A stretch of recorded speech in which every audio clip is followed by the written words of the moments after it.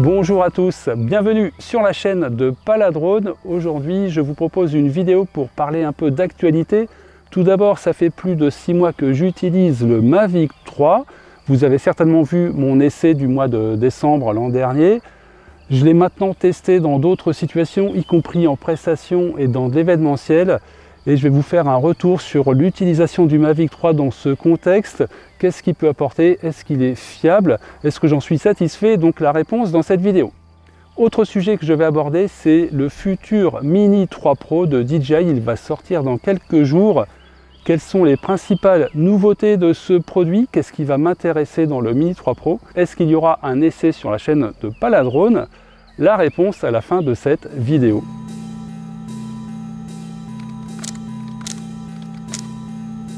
Effectivement, pour l'essai qui a été diffusé au mois de décembre sur le Mavic 3, j'avais fait l'acquisition des deux versions, le Mavic 3 et le Mavic 3 Ciné. Alors je n'ai gardé que la version Ciné avec la RC Pro, tout simplement parce que j'avais pas besoin d'avoir de drone et puis que j'ai très facilement pu vendre la version de base à un confrère qui en est très heureux. Donc il a fait une très bonne affaire au passage. Alors j'ai gardé la version Ciné avec la RC Pro. Donc moi j'en suis également très satisfait, même si à vrai dire je n'utilise pas le ProRes dans le cadre de mon activité. Ceci dit, le SSD de 1 Tera c'est ultra confortable pour enregistrer des heures de vidéo. Cette version Ciné, j'en suis très content. Le seul bémol que j'indiquerai, c'est le temps d'acquisition des satellites qui n'est pas excellent. C'est pas non plus un point bloquant. Ceci dit, quand on est dans un endroit un peu encaissé, ça n'aide pas beaucoup. Donc là, l'astuce, c'est de se mettre, avant d'arriver sur le spot de tournage, de se mettre un peu avant où c'est bien dégagé, de faire l'acquisition si le drone n'a pas été mis en service depuis quelques jours. Et ça aide bien à accélérer l'acquisition des satellites. Donc ça, c'est le seul point négatif du Mavic 3. À part ça, c'est que du positif. En basse lumière, il est excellent. On peut tourner le soir, tôt le matin. Le capteur 4/3, il est vraiment excellent. Il tient ses promesses. L'avis que je vous avais donné au mois de décembre, aujourd'hui, je le confirme tout à fait sur la qualité de cette caméra. Au-delà du capteur 4/3 qui est de très bonne qualité, le téléobjectif est aussi une très bonne surprise. Donc déjà dans ma revue, je vous avais dit que ça permet de faire des compositions inédites, des plans très intéressants. Depuis, la qualité de la caméra téléobjectif a été bien améliorée avec la mise à jour de janvier. On a une image un peu plus nette, donc je pense que la stabilisation électronique a été améliorée. On a également des couleurs un petit peu meilleures qu'avant. Bon, ça reste imparfait, ceci dit, ça devient un outil qui est tout à fait utilisable. Et j'ai vu toute la puissance du téléobjectif sur un événement en tant que caméra. Ça permet de filmer un rassemblement de personnes en gardant bien ses distances. Ça permet aussi d'aller chercher des sujets qui peuvent être très loin, donc de faire des plans qu'on n'avait pas la possibilité de faire avant. On a quasiment l'impression d'avoir une caméra suiveuse comme au Tour de France. Donc c'est une caméra annexe qui n'est pas qu'un gadget, qui apporte un gros plus sur la polyvalence du Mavic 3. Et j'ai vu toute la puissance de cet outil dans le cadre d'événements. Et donc je regrette vraiment pas. Pour mémoire, DJI Fly a remplacé DJI Go 4, qui était l'application qui permettait de contrôler le Mavic 2 Pro. C'est passé à DJI Fly, donc avec une ergonomie bien différente. Et bien, je peux vous dire qu'après 6 mois, j'en suis pleinement satisfait. Autant du point de vue ergonomique que des fonctionnalités. Et puis il y a une grosse mise à jour en janvier 2022, mise à jour qui a permis de compléter les fonctions qui étaient manquantes, qui faisaient un peu grincer des dents au moment de la sortie, et puis de corriger les quelques défauts. Donc je dirais sur DJI Fly, moi j'en suis pleinement satisfait. Alors même si j'ai gardé la version Ciné avec la RC Pro, je dois vous avouer que j'ai quand même une petite préférence pour la RC N1 avec le smartphone, ne serait-ce parce qu'avec un smartphone on a une connectivité immédiate. Là avec la RC Pro, alors soit il faut faire un partage de connexion avec son smartphone, soit il faut attendre d'être à la maison pour partager ses prises de vue, donc c'est un petit peu moins efficace.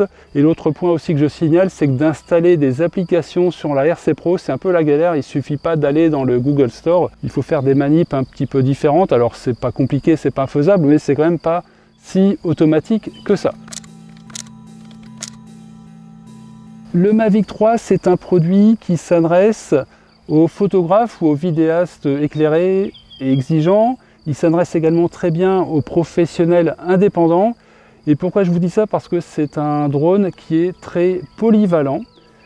Il peut être utilisé dans de nombreux domaines, que ce soit de la randonnée ou que ce soit en prestation.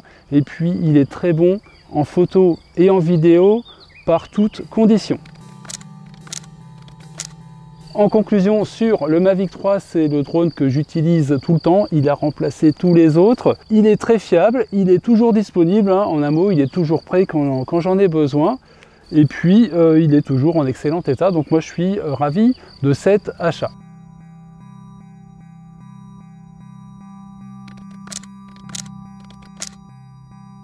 La prochaine nouveauté, dont la sortie est imminente, ce sera d'ici quelques jours, c'est le DJI Mini 3 Pro. Qu'est-ce qu'il a de nouveau, le Mini 3 Pro? C'est la nacelle qui est inclinable vers le haut. Donc pour certains d'entre vous, ça devrait rappeler la Nafi Parrot, qui était un des rares drones qui avait cette faculté. Donc une nacelle qui peut s'incliner vers le haut, ça permet de faire des plans vidéo ou des photos assez originales qu'on ne peut pas faire d'habitude. Ou ça peut être également utile pour faire des panneaux 360 complets. Autre nouveauté, il va être capable de filmer en 4K à 60 images par seconde. Donc ça aussi c'est un progrès par rapport au Mini 2 qui était limité à 30 images par seconde. Et puis aussi ce qu'on observe, c'est des capteurs anti-collision. Comparé au Mini 1 et 2, lui il aura enfin un système de capteurs anti-collision. Et également dans les nouveautés, on a la transmission radio qui passe sur OcuSync 3, donc c'est le dernier protocole le plus performant de DJI, c'est celui qui équipe notamment le Mavic 3. Et enfin, point notable, qui est celui qui m'intéresse le plus, un capteur plus grand, un capteur de 1 sur 1,3 pouces, qui positionne ce format de capteur à mi-chemin entre le 1 sur 2 pouces et le 1 pouce. Donc le 1 sur 2 pouces, c'est ce qu'il y a sur le Mavic Air 2 et le 1 pouce, c'est ce qu'il y a sur le R2S. Donc là, on est pile poil entre les deux en termes de dimension de capteur. Enfin, ces petits drones d'entrée de gamme abandonnent le traditionnel 1 sur 2,3 pouces, ce petit capteur qui est correct en photo et qui est bon pour faire de la vidéo en 4K, mais qui reste un petit capteur en taille et donc moins performant que les plus grands en basse lumière, en sensibilité, en plage dynamique.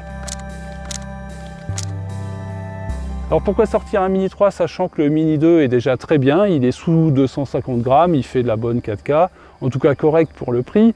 Alors ce qui pousse DJI à sortir un Mini 3, ça c'est mon point de vue, c'est que la concurrence est en train ou a déjà sorti des appareils aussi performants que le Mini 2. DJI ne peut pas s'endormir avec son Mini 2.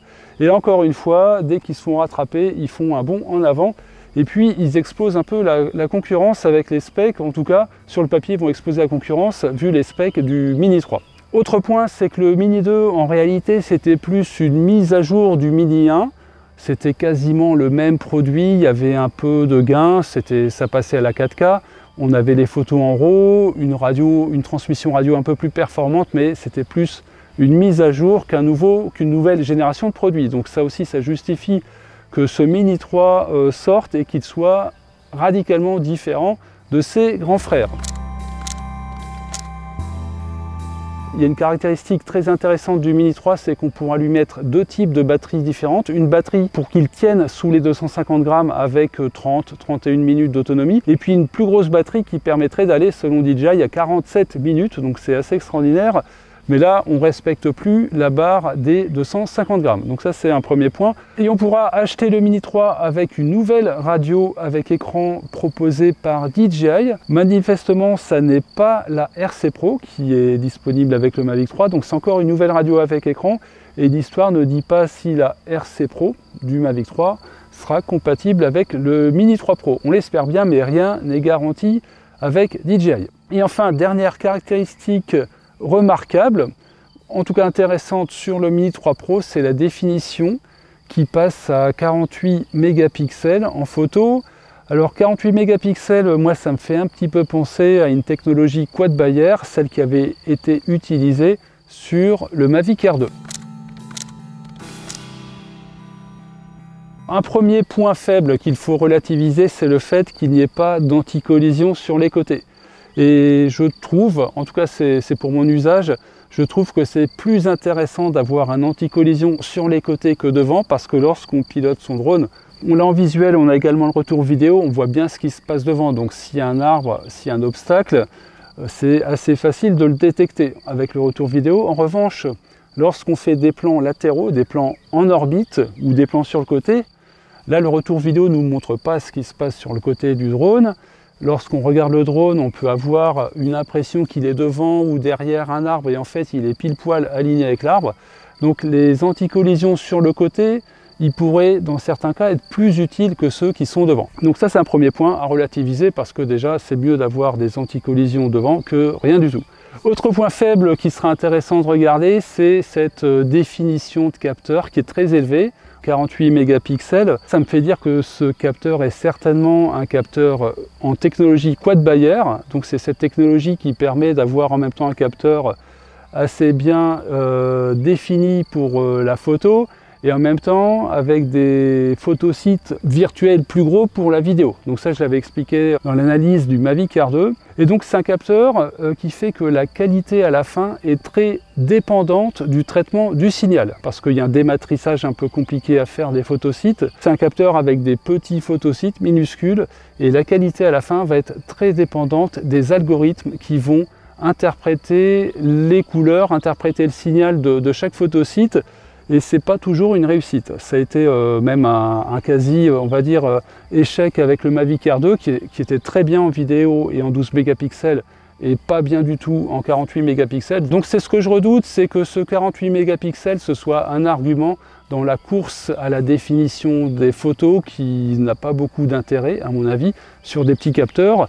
Comme ça, il vaut mieux avoir des gros photosites qui peuvent se gaver de lumière plutôt qu'une définition gigantesque sur des capteurs qui sont plus petits qu'un pouce. Voilà, donc ça, ce sera vérifié.